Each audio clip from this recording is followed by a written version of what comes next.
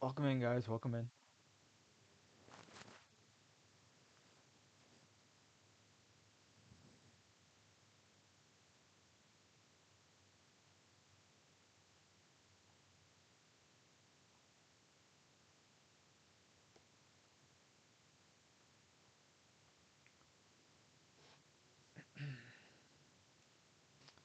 Welcome, welcome.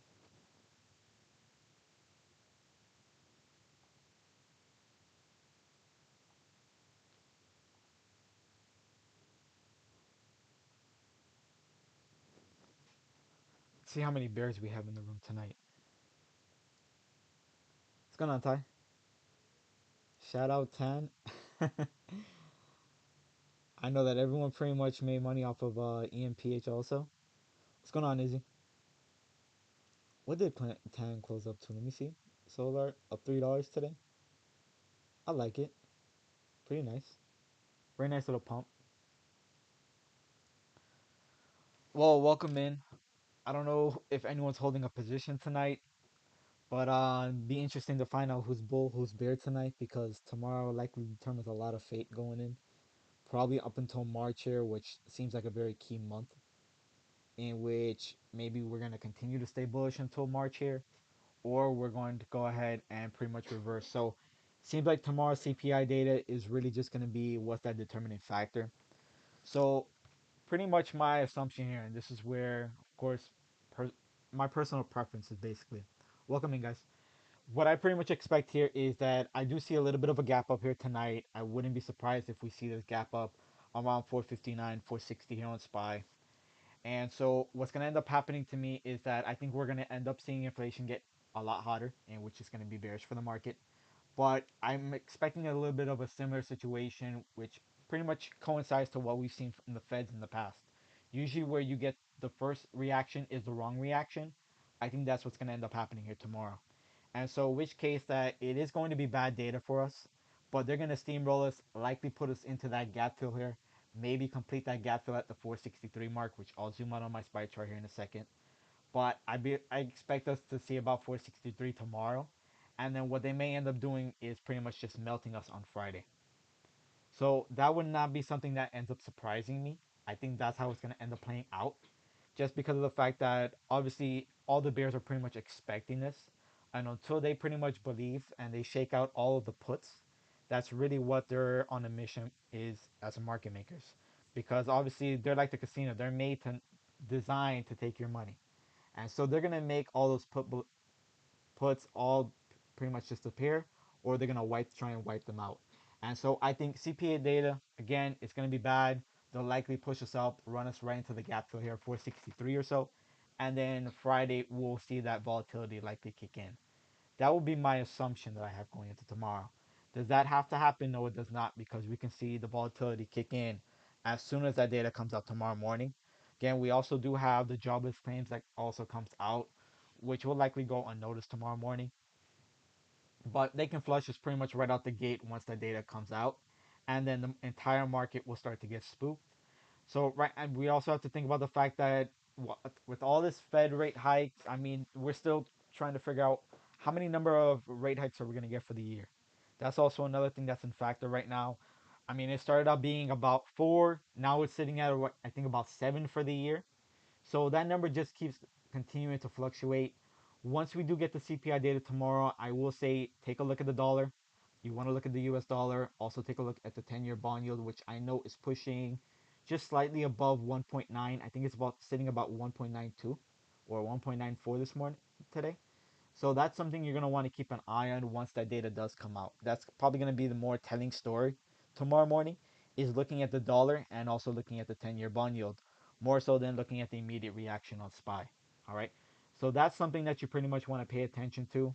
Again, I do think that the first reaction is likely going to be the wrong reaction off of SPY, but that's still left to be seen.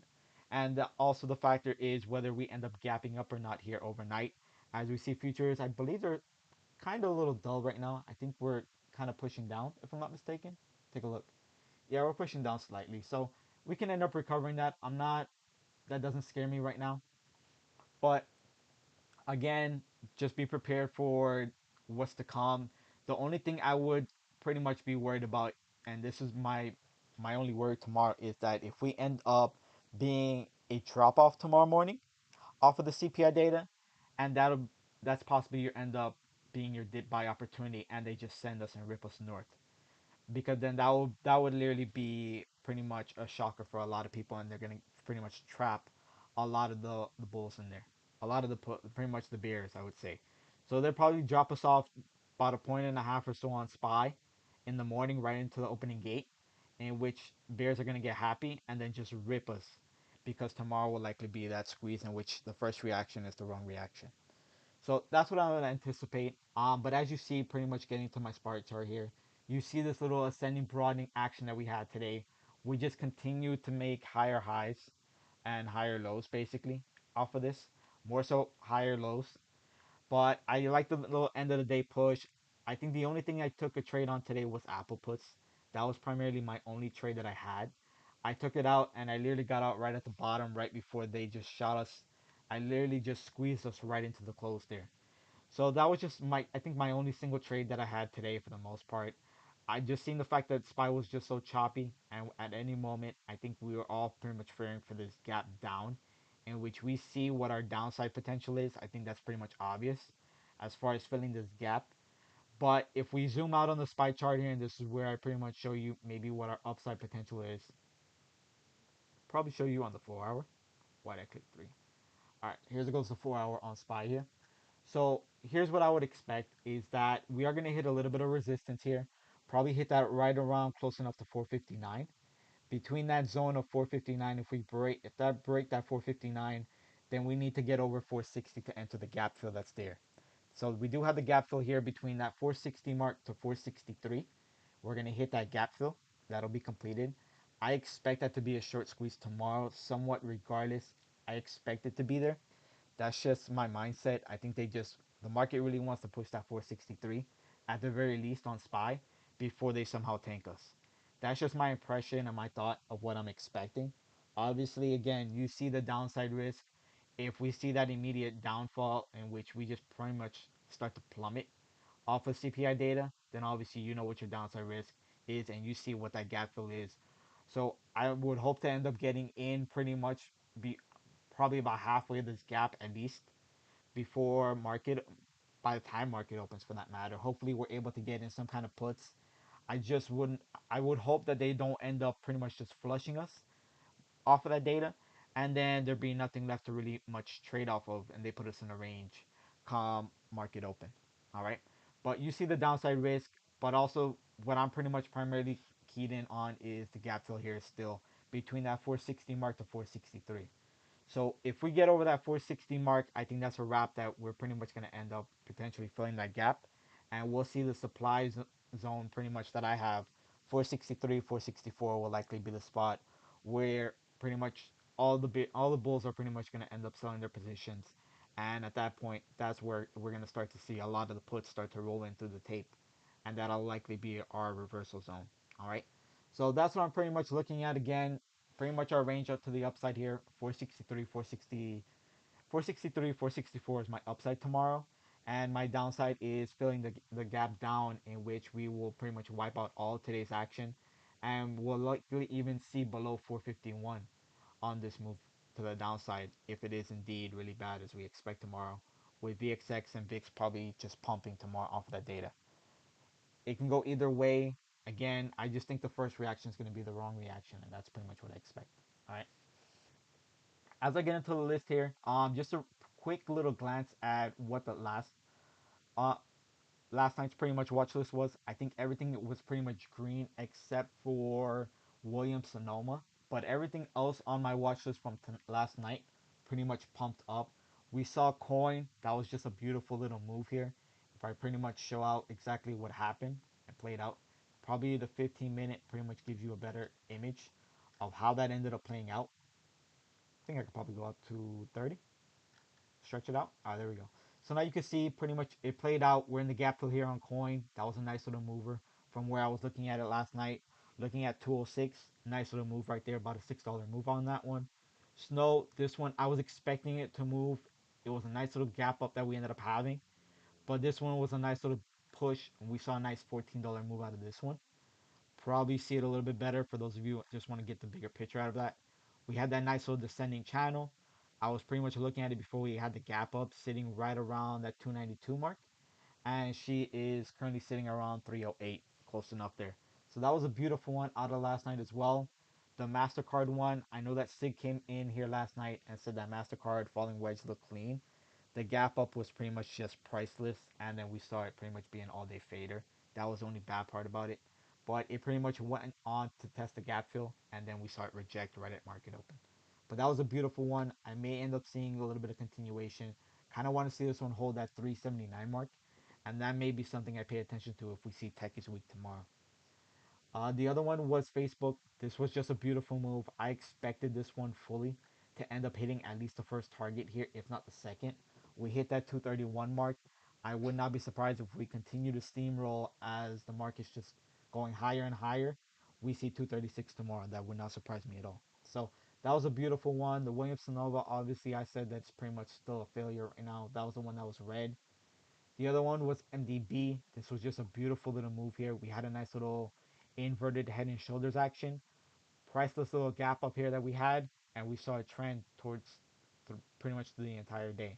That was a nice little mover. About a $22 move on that one. And then also the service now, pretty much same, similar setup. Inverted head and shoulder, pretty much trending right towards that gap fill. Another $22 move on this one. So pretty much glad to see that last night's watch list was such a pretty much a good move. But that was just from last night. Getting into tonight's watch list, pretty much kick it off with McDonald's is one that I'm watching here. Maybe into the Dow stocks here. If we do see a lot of weakness out of tech tomorrow, this is why I wanted to point out McDonald's. I do like the fact that we see it pretty much bleed today, but we are stepping into what I would consider to be the current demand zone right now, in which buyers will likely step in here as low as between around this low 259 mark. We should see some buyers start to step in here on McDonald's, probably getting a nice little reversal in which we can take this. Basically, you see this little channel setup that we have up and down, in which we can potentially see this go right back up towards 261, 262. So I would not mind that. If again, if we hold the 259 mark, that'll be where I potentially want to step in on McDonald's if we do see, especially that tech is weak. So that'll be a beautiful one. Boeing also stood out to me as you see to close into the end of the day here. You have a nice little pennant, nice little wedge going on this. I do like the setup here. I'm actually prepared to play it both directions. As you see my upside targets here, I'm looking at 221, 222. My downside target I'm looking at is we can see this come down as low as 208, and that'll likely be the fact if market volatility kicks in. So I'm prepared to play it both directions again, looking at it under about 207, 208 on the downside. Otherwise, we'll see the upside continuation here off of this pennant going into 221, 222. I'll be looking at that one. All right. Another one going into Twilio. We had Twilio earnings. That was a nice little pump that we ended up having. I think I had my level drawn out. Yeah, we're pretty much sitting right close enough to about 243, 244 here at close. So I am looking at continuation hopefully on this one. My next zone that I have potentially targeting 253, 254 is our next move if we get a continuation on it. And extreme, if we end up continuing to really just start to rally here, then I'll look at 266, 267 would be my next target zone on that one. All right. I do notice right now also we do have a little bit of a gap fill here also that hits just above 261. So that's just something also to note as well. If you do end up breaking this 255 mark, 256, then you can see this potential gap fill. That'll likely also be a short-term target at that 261 mark. But I do like this one for continuation, especially if SPY is going to continue to squeeze tomorrow following the CPI data. That'll be a beautiful one that I'll keep an eye on. Apple, just watching a little continuation on this one. This is the one I pretty much just shorted today. It held a nice little base, I gotta say, even though it had a little bit of early, pretty much late weakness in the day. We started pretty much rejecting VWAP for most of the day. It just held down despite this entire move. So I was pretty much feeding off of the weakness for today. But I am going to see if we get any kind of strength here. Likely if we get the move over here, break this previous high from the night. Get a move over 176.65. And I'm targeting, we did have some calls out there for 177.50s. I'll be targeting a nice little move there. So maybe a little dip in rip potential on Apple. so I'll keep an eye on that. If we do step into about 175.22 here, which that's the bottom of my zone here, that'll possibly be where I risk in, and I have my stop loss set for calls. Other than that, if we end up falling below that 175.22 mark, then I have my next support zone here, pretty much sitting between around this 174 mark. More or less is what I'm looking at for the downside potential. If market volatility pretty much escalates, then I'll pretty much analyze that again tomorrow morning. I think next level below that will be around 174.23, and below that we're probably looking about. I think we can come down as low as 172, maybe even lower than that. But I think 172 will probably be my low end drop that we'll potentially see if the volatility does kick in. So those of you that are looking to play the downside. Other move was Disney. This one was just insanely crazy. I felt like it was gonna happen today on the earnings, but the fact that we had this nice little rising wedge, I think if you look at it off the daily, probably looks a little more like a bear flag. But even though I expected it, I'm like, yeah, that's a bearish pattern right there. But we had the nice little gap up. We actually gapped over a gap, which is very interesting. We had the gap fill here between the 152 mark up to about 155. There was a nice little gap right there. We gapped right over it and pretty much sitting close enough to about 157, 158 on the close of the market after hours. So if we do get continuation, I do have a zone pretty much set up here between 159 to 160 and 160.30 to wick fill there. So I'll be looking for that to see any continuation. Above the 160.30 mark, then I do have my next zone that's pretty much sitting here. 163 to 164 mark is what I'll be looking at on the continuation of that. So that'll be a beautiful one. And especially if we do see tech pretty much get weak tomorrow, I think looking at names like Disney, like the McDonald's, I think those two will likely be the two names that you probably want to turn your focus to. So you get that heads up in terms of maybe the sectors. Also, you can also throw Boeing into that scenario also, being outside of tech. All right. The other thing, just a heads up, we do have the Twitter earnings that are going to come out tomorrow morning. I do like the setup here. If you can see a little inverted head and shoulders type action, we broke the downtrend also, so that definitely gave me a little bit of sigh of relief here. I do think we're gonna get a little bit of a pump. So if we do get some kind of pump here off of the earnings tomorrow morning, I am targeting 40 to 40, close enough to about 42 here is my zone that I'm looking for. We had the nice little wick fill off of the downtrend resistance there to 41, 48. I'll be looking at that, in which case that can easily gap up on earnings. So that's why I do have the next zone that I'm sitting at right around 42.70 to 43.20 is what I'll be looking at to play that out, and which overall target will potentially be 45 if we do get phenomenal earnings and we get just a beautiful continuation off of that.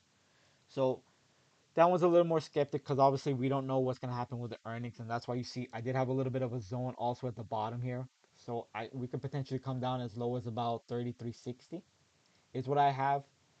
But again, that's a little more skeptic. So I know that some of you are actually holding lottos on Twitter. I believe Tom and maybe Dan are holding lottos on Twitter. I don't know if they're calls or puts. I believe it's calls, if I'm not mistaken. I think Dan and Tom are holding calls on Twitter.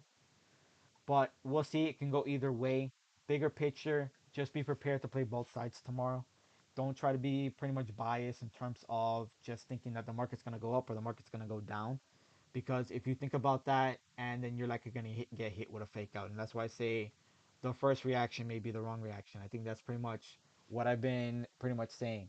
So just be cautious about that. Maybe just give it a bit after market open. Let the dust settle. And it's likely going to end up depending how much we end up moving pre-market after that data comes out. All right. But that's pretty much my updates tonight. I know that the Bears are pretty much looking to feast right now just because of the fact that they've been in hibernation for I don't know how long already, because this SPY rally has just been unbelievable. Really unbelievable. I think we just took off from a matter of from 420 pushing, what are we at now? About four, close enough to 460, you can say. Just a phenomenal rally so far on SPY.